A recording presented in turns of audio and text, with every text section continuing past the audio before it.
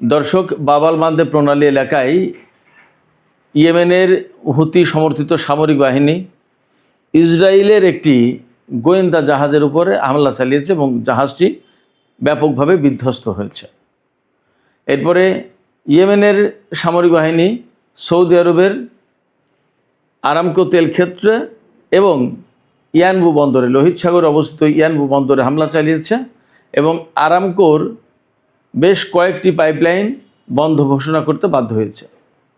এদিকে ইরান নিয়ে যে সমস্ত খবর আছে তার ভিতরে গুরুত্বপূর্ণ খবর হচ্ছে ইরানের সর্বোচ্চ নেতা আইআরজিসিকে অনুমোদন দিয়েছে যে আয়রন নামে একটা হাইপারসনিক ক্ষেপণাস্ত্র আছে, বিশেষ ক্ষেপণাস্ত্র, এই ক্ষেপণাস্ত্র ব্যবহারের অনুমতি দিয়েছে। তাতে আমরা ভিন্ন কিছু ইঙ্গিত পাচ্ছি। এদিকে কুয়েত থেকে আমেরিকার সেনাদেরকে সরিয়ে নেওয়া হয়েছে এমন একটি ভিডিও সামাজিক যোগাযোগের মাধ্যমে ছড়িয়ে পড়েছে। আমি আশা করছি আপনাদেরকে তার সামান্য কিছু অংশ দেখাবো।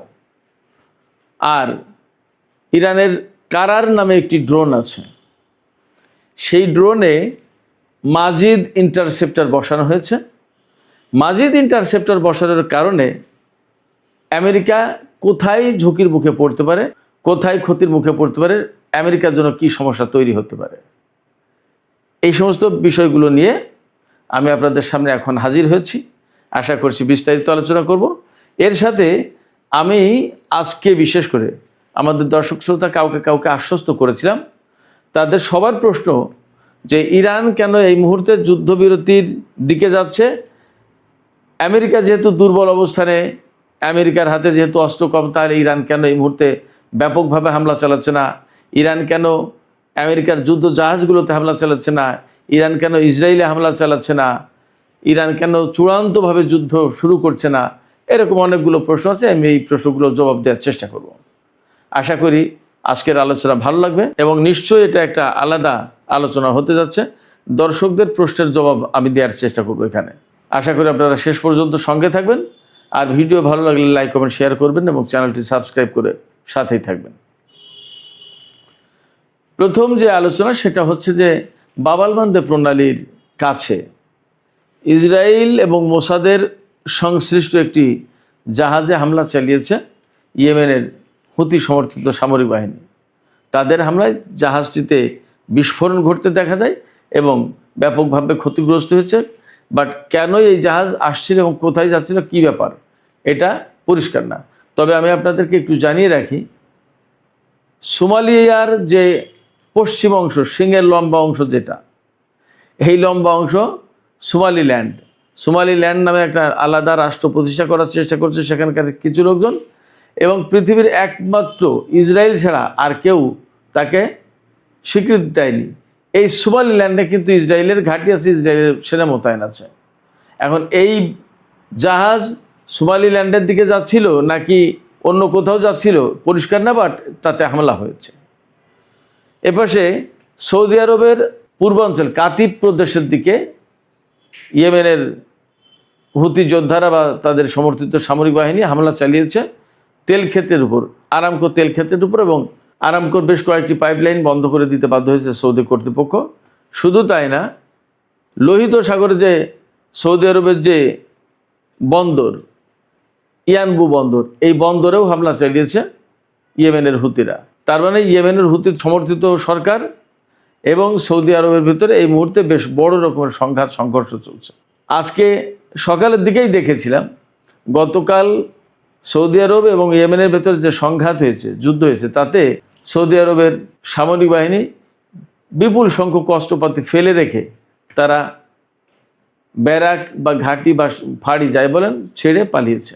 আর সৌদি আরবের একটি ড্রোন, তো খুব বড় গুরুত্বপূর্ণ ড্রোন, আল জাউফ প্রদেশে ইয়েমেন ভূপাতিত করেছে, সে কথা তো দুপুরের ভিডিওতে বলেছি। এই ড্রোন কিন্তু তৈরি হয়েছিল তুরস্কের কাছ থেকে সৌদি আরব কিনেছে।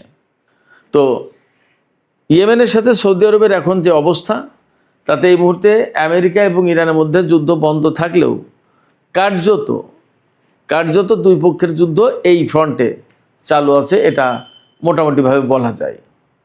এদিকে দুপুরবেলার ভিডিওতে আমি বলেছিলাম যে আমেরিকায় আহতের সংখ্যা 624-এ গেছে। কিন্তু মজার একটা খবর দিয়েছে new York Times. New York Times বলছে আহতের সংখ্যা বেড়েছে 400 সামথিং থেকে 600 সামথিংয়ে চলে গেছে, বাট নিহতের সংখ্যা 18 থেকে 14 হয়ে গেছে। অর্থাৎ আগে নিহতের সংখ্যা 18 বলা হয়েছিল, এখন বলা হচ্ছে 14 জন নিহত হয়েছে মার্কিন সেনা। তার মানে নিহতের সংখ্যার তালিকা ছোট হয়ে গেল আগের চেয়ে। এটা কিভাবে সম্ভব? খোদ আমেরিকার গুরুত্বপূর্ণ পত্রিকা নিউ ইয়র্ক টাইমস এই প্রশ্ন তুলেছে। এদিকে ইরানের সর্বোচ্চ নেতা আইআরজিসিকে অনুমোদন দিয়েছে, তারা এখন থেকে আয়রন হাইপারসনিক ক্ষেপণাস্ত্র, একটা ক্ষেপণাস্ত্রের নাম আয়রন ডোম ভাইবেন আবার এই আয়রন ব্যবহার করার অনুমতি দিয়েছে আইআরজিসিকে। এবং আমার কাছে মনে হচ্ছে এটা হাইপারসনিক ক্ষেপণাস্ত্র, এবং এই ক্ষেপণাস্ত্র এর আগে কখনো ব্যবহার করা হয়নি, অনেকে নামও জানে না। এই ক্ষেপণাস্ত্র ব্যবহার করার অনুমতি দেওয়ার মানে হচ্ছে যে ইরান বড় ধরনের যুদ্ধের প্রস্তুতি নিচ্ছে। তারা আশঙ্কা করছে বা তারা ধারণা করছে হয়তো নতুন করে আরেকটা যুদ্ধ আসন্ন, সেই যুদ্ধে এই হাইপারসনিক ক্ষেপণাস্ত্র লাগবে। আরও 2-3টা ডেভেলপমেন্ট আছে ইরানের অস্ত্র সংক্রান্ত, সামরিক সরঞ্জাম সংক্রান্ত। ইরান তার নতুন এয়ার ডিফেন্স সিস্টেম মোতায়েন করেছে। এই ইরানের পক্ষ থেকে বলা হচ্ছে এই এয়ার ডিফেন্স সিস্টেম মোতায়েন করার কারণে ইরানের আকাশ প্রতিরক্ষা ব্যবস্থা বা ক্ষেপণাস্ত্র প্রতিরক্ষা ব্যবস্থা আগের চেয়ে আরও বেশি জোরালো হলো, শক্তিশালী হলো। এদিকে ইরান তার কারার ড্রোন, একটা ড্রোনের নাম কারার, এই কারার ড্রোনে মাজিদ ইন্টারসেপ্টার ব্যবহার করেছে। আপনারা এর আগে শুনেছেন যে মাজিদ ডিফেন্স সিস্টেম কিন্তু তারা বের করেছে ইরান। এই মাজিদ ডিফেন্স সিস্টেমের তো তাদের ইন্টারসেপ্টর আছে, ক্ষেপণাস্ত্র আছে। এই ইন্টারসেপ্টর ক্ষেপণাস্ত্র এখন কারার ড্রোনে সেট করা হচ্ছে। অর্থাৎ এই কারার ড্রোন, এই ইন্টারসেপ্টর দিয়ে আমেরিকার যে MQ-9 ড্রোন, এই ড্রোনকে ধ্বংস করতে পারবে। এমনিতেই তো অনেকটা মুড়ির মতো ধ্বংস হয়েছে আমেরিকার এই MQ-9 রিপার ড্রোন। তো সেক্ষেত্রে এখন এই যে কারার ড্রোনে যে ক্ষেপণাস্ত্র বা ইন্টারসেপ্টর বসালো, এতেই ইরানের শক্তি আরও বেড়ে গেল, আরও কার্যকর হয়ে গেল ইরানের ড্রোন সিস্টেম। এদিকে আরেকটি খবর বের হয়েছে, সেন্টকমের প্রধান অ্যাডমিরাল ব্র্যাড কুপার, তিনি নাকি আমেরিকার কাছে, অর্থাৎ আমেরিকার সরকারের কাছে অনুরোধ জানিয়েছেন যে ইরানের হরমুজ প্রণালী এলাকায় হামলা বন্ধ করা উচিত। এতে লাভ হচ্ছে না খুব একটা, বরং মার্কিন বাহিনী ক্ষতিগ্রস্ত হয়েছে। আমার কাছে মনে হচ্ছে যে ব্র্যাড কুপারের এই পরামর্শের পরেই সম্ভবত এই হামলা বন্ধ হয়েছে। এখন কীরকম ক্ষতি হয়েছে বা কীরকম ক্ষতি হচ্ছে আমরা আজ কয়েকদিন প্রায় সময় দেখতে পাচ্ছি বা জানছি, শুনছি। আমেরিকা কিন্তু মধ্যপ্রাচ্যের বিভিন্ন ঘাঁটি থেকে তাদের সেনাদেরকে সরিয়ে নিচ্ছে। তার মানে কি, যতক্ষণ পর্যন্ত এই ঘাঁটিগুলো খুব স্ট্রং ছিল ততক্ষণ তো সেনা সরানোর প্রশ্ন আসেনি।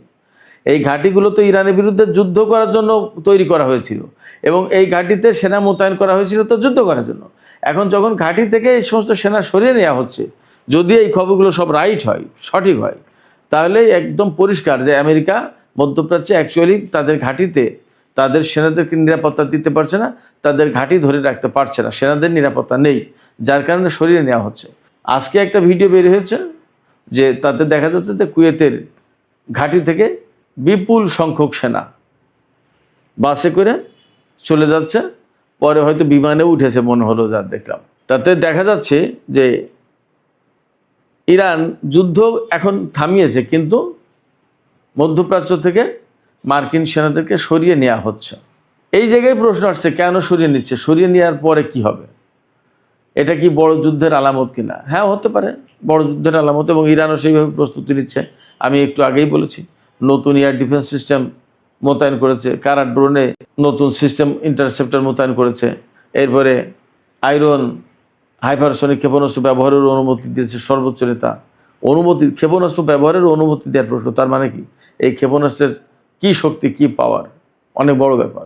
এই রকম একটা প্রেক্ষাপটে অনেকে আমার কাছে প্রশ্ন করেছেন যে ভাই, কেন ইরান এই মুহূর্তে আমেরিকার ঘাঁটিগুলোতে আরও বেশি হামলা চালিয়ে ধ্বংস করে দিচ্ছে না, এবং যেখানে যেখানে সেনা রয়েছে তাদের উপর কেন হামলা চালাচ্ছে না? ভারত মহাসাগরে বা বিভিন্ন জায়গায় তাদের যে জাহাজ মোতায়েন আছে সেই সব জায়গায় যেহেতু ক্ষেপণাস্ত্র ফুরে গেছে, তাতে হামলা চালাচ্ছে না কেন? ইরান এখন কেন আলোচনার দিকে যাচ্ছে না, ইরান আলোচনার দিকে যাচ্ছে না, এটা ইরানের পক্ষ থেকে পরিষ্কার করে বলা হয়েছে। আর হামলা চালাচ্ছে না কেন, আমি মনে করি যে ইরান যেহেতু এই রকম আমেরিকা এবং ইসরায়েলের সাথে অ্যাট এ টাইম যুদ্ধ করলো বা মোকাবেলা করছে, এখনও টিকে আছে, অতএব তাদের নিশ্চয়ই একটা প্ল্যান আছে, তাদের কৌশল আছে যে কোনভাবে, কখন, কোন পর্যায়ে, কোন রকমের হামলা করবে, কোন রকমের যুদ্ধ করবে, কতটুকু করবে, কতটুকু করবে না, এগুলো তাদের নিশ্চয়ই প্ল্যান আছে, সেই অনুযায়ী আগাচ্ছে। আমার আপনার কথায় তো তারা চলবে না, তারা তো একটা প্রতিষ্ঠিত সামরিক বাহিনী। এ তো এমন না যে কি করবে না বুঝে উঠতে পারছে না। এটা গেলে এক। দ্বিতীয় হচ্ছে, বড় বড় জাহাজে হামলা করা মানে একটা বিষয় খেয়াল করেন, জাপান যখন পার্ল হারবারে হামলা করেছিল মার্কিন জাহাজে, তারপরে কিন্তু আমেরিকা জাপানের উপরে সেই অ্যাটম বোমা মেরেছিল, পরমাণু বোমা। তো বড় বড় জাহাজে হামলা করা মানে অনেক বড় যুদ্ধের পরিসর আরও অনেক বড় করে ফেলা। ইরান যেভাবে যুদ্ধ করছে এতেই তো তারা কাবু হয়ে গেছে মোটামুটিভাবে, দেখা যাচ্ছে, বোঝা যাচ্ছে, শোনা যাচ্ছে। এছাড়া আরও যদি যুদ্ধ করতে চায় তাহলে তা মোকাবেলা করতে হবে ইরানকে। আর আমার কাছে মনে হয়েছে, যেটা ইরান যে নীতিটা সবচেয়ে বেশি অনুসরণ করে বলে মনে হয়েছে আমার কাছে, তারা মানুষ মারাচ্ছে, তাদের লজিস্টিক সাপোর্ট ধ্বংস করে দেওয়ার চেষ্টা করছে, ঘাঁটি, বিমান, এই সমস্ত ধ্বংস করে দেওয়ার চেষ্টা করছে যাতে ওরা চলে যেতে বাধ্য হয়।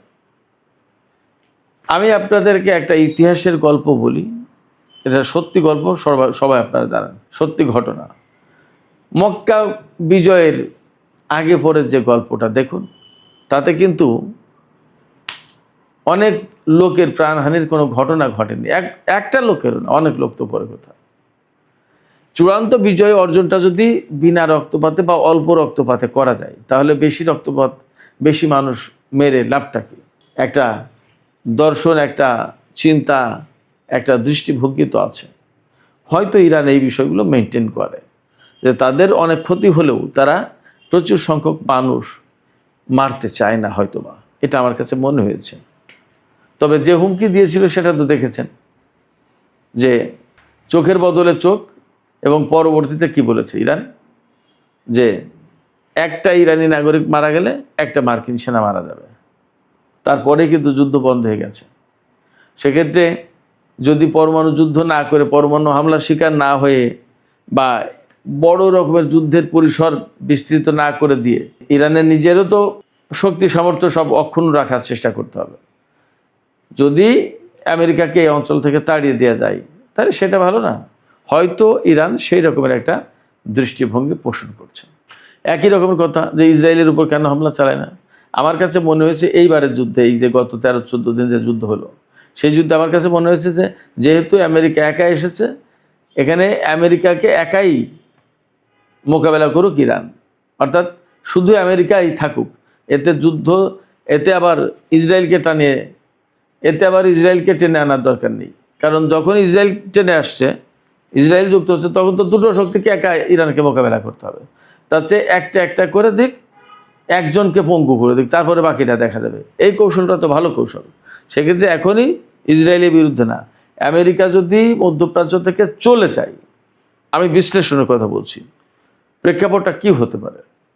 আমি বলছি যে আমেরিকা যদি মধ্যপ্রাচ্য থেকে, পরিস্থিতি এমন হলো যে চলে যেতে বাধ্য হলো, তখন তো ইসরায়েল অটোমেটিক্যালি দুর্বল হয়ে যাবে। সেক্ষেত্রে অহেতুক যুদ্ধ করে বহু মানুষের প্রাণহানি না ঘটিয়ে যদি দুর্বল করে দেওয়া যায়, সারেন্ডার করে বা চলে যায়, সেটাই তো ভালো। আমার কাছে মনে হচ্ছে ইরান হয়তো এইরকম একটা দর্শন অনুসরণ করছে। সুপ্রিয় দর্শক, আমি যে আপনাদের প্রশ্নের জবাবে যা বললাম, যে ব্যাখ্যা দিলাম, আপনাদের কাছে কি তেমন মনে হয়, নাকি আরও ভিন্ন কোনো আপনাদের দৃষ্টিভঙ্গি আছে, মতামত আছে? জানিয়ে কমেন্টে লিখতে পারেন। আর ভিডিও ভালো লাগলে লাইক, কমেন্ট, শেয়ার করবেন। দর্শক, এখনকার আলোচনা এখানে শেষ করতে চাইছি।